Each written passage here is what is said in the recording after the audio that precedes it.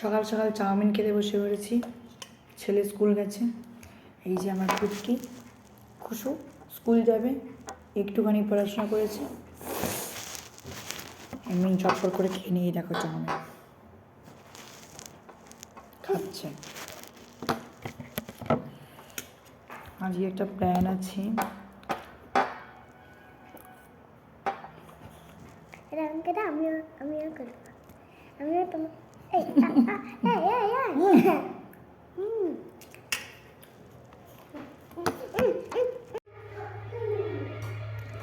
সকালবেলা চা বানাচ্ছি। চা বানাতে বানাতে আমার প্রথমত একটা বান্ধবীর কথা মনে পড়ছে, সে হলো বৈশাখীদি। আর একটা এখন করা বান্ধবী পূজার কথা মনে পড়ছে। পূজা আর বৈশাখীদি প্রচুর মিস করছি তোমাদের।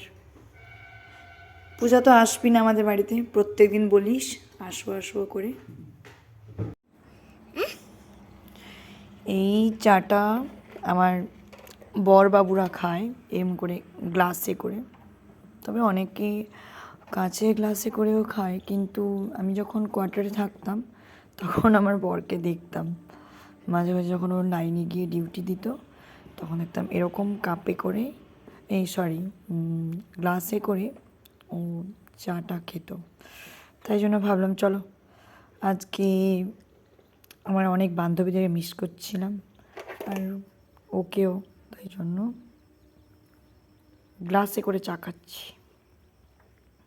খুশু এখন রেডি হয়ে গেছে, স্নান করবে, তারপরে আমরা যাব কোথায়? স্কুল। এই দেখো কত সবজি, মানে এটা পুঁই বিজড়ি, তোমরা তোমাদের ভাষাতে এগুলোকে কী বলো জানি না।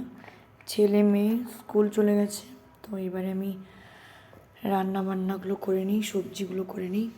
মাছের ঝাল করব, এখানে বেসন গুলিয়ে রেখেছি।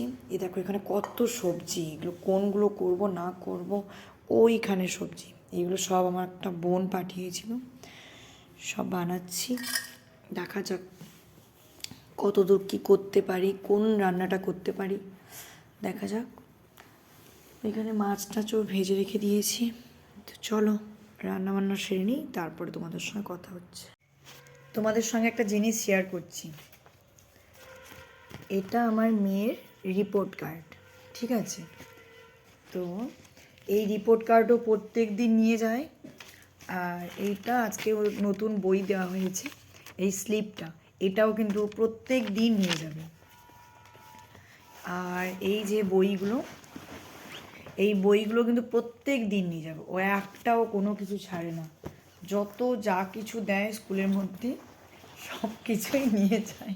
এটা আমাদেরও অভ্যেস ছিল ছোটোবেলাতে। ঠিক আছে চলো, ওকে আমি আগে খাইয়ে দিই, তারপরে পরে আবার কথা বলছি। তো হঠাৎ টাইটেল আর থাম্বনেল দেখে ভাবছো কে এলো আমার বাড়িতে। তো আমার ঠাকুমা এসছে।